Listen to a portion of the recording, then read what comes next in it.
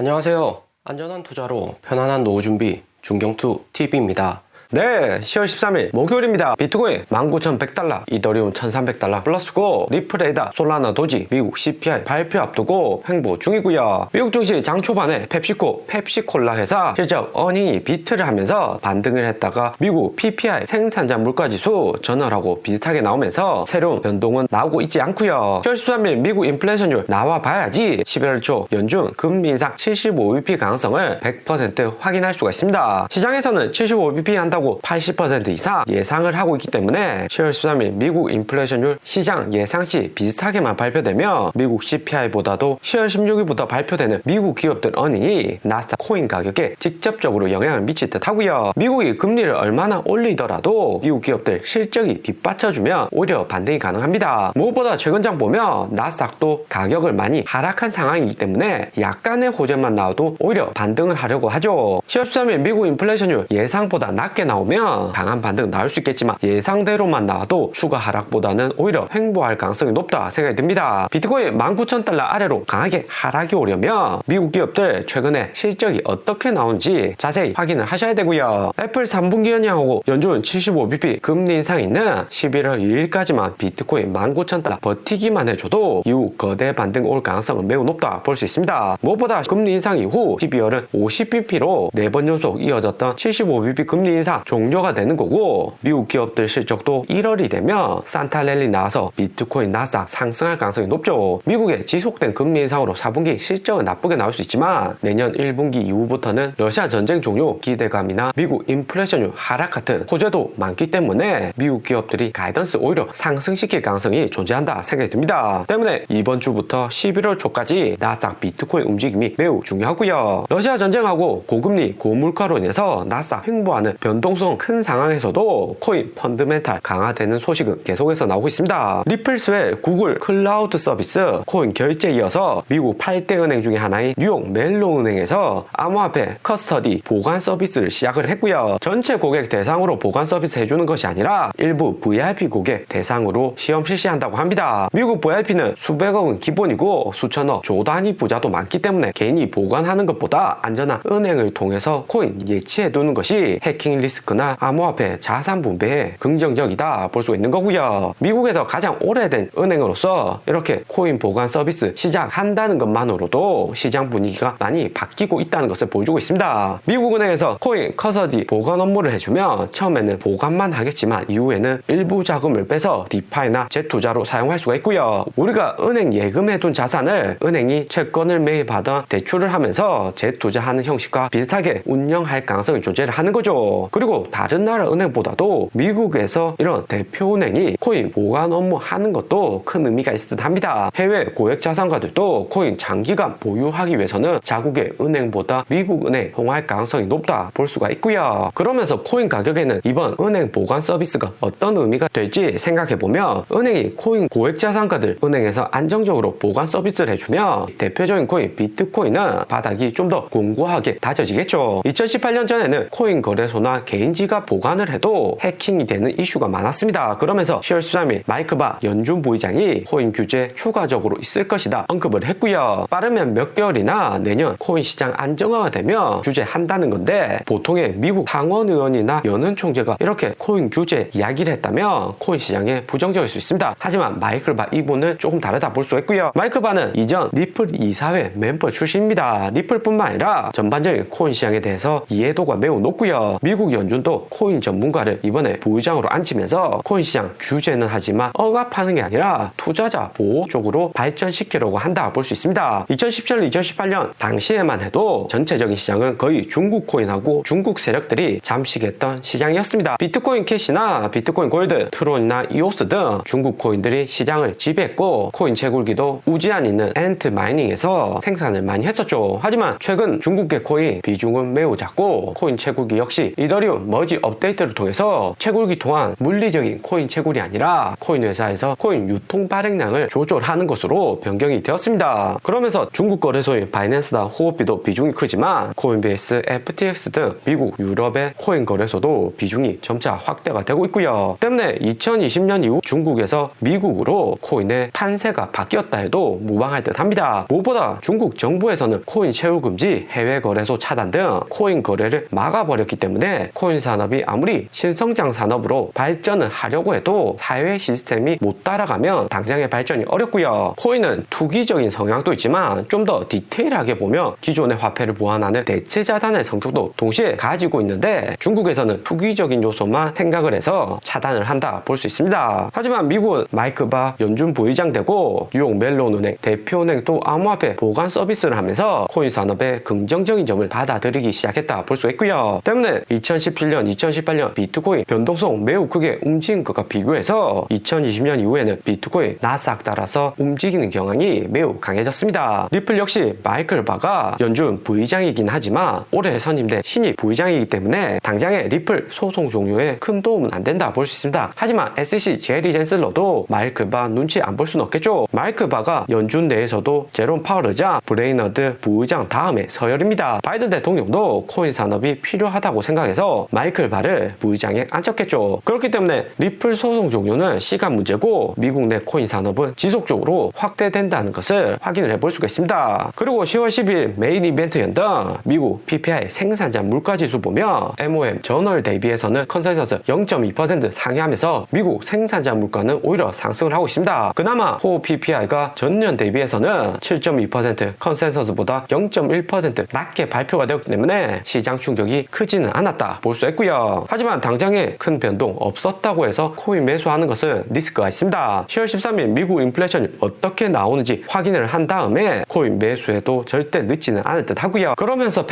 펩시콜라도 3분기 어닝이 발표가 되었습니다. 최근에는 기업들 실적만 잘 나와주며 미국 금리 인상은 이미 어느 정도 선반영이 되어 있기 때문에 오히려 나스닥 추가하라고 했고 비트코인도 함께 반등이 나올 수 있다 생각이 들고요. 최근 발표되는 미국 기업들 실적이 어떻게 나오는지가 매우 중요합니다. 만약에 실적이 부러지면 나스닥 2008년 금융위기처럼 대폭락이 날 수도 있고요. 2008년 3분기 어닝에서 미국 대표 금융사였던 리먼 브라더스가 실적 악화가 되면서 주가 폭락하고 글로벌 금융위기의 주요 원인이었습니다. 펩시코 실적은 전체 상품군이나 글로벌 지역, 매출, 영업이익률, 마진, EPS 전체 부분에서 비트를 했고요. 특히 마진율은 53.4%로 컨센서스 약간 상회를 했습니다. 상품 중에서 가장 매출 비중이 높은 상품은 여기 펩시콜라이고요. 지역 중에서는 아시아에서 매출 비중이 가장 낮지만 라틴 아메리카, 미국, 캐나다에서는 9%하고 6.9% 컨센서스 상회를 했습니다. 미국 PPI는 전월하고 비슷하게 큰 변동 없었지만 펩시코 어닝이 잘 나서 미국 기업들 선방을 했다 볼 수 있는 거죠. 펩시코 어닝이 잘 나온 것은 소비자들 콜라 많이 마시는 것도 있겠지만 여기 마진율 상승한 것처럼 콜라 가격이 상승하니까 펩시코의 어닝도 잘 나왔다는 의미가 될 듯 합니다. 글로벌 긴축 시기 소비자들 지갑 얇아져서 고가 가전제품 구매는 줄어들었지만 식료품 수요는 꾸준하다는 의미일 듯 하고요. 펩시콜라가 코카콜라보다 약간 싼데 펩시콜라까지 매출이 안 나온다는 것은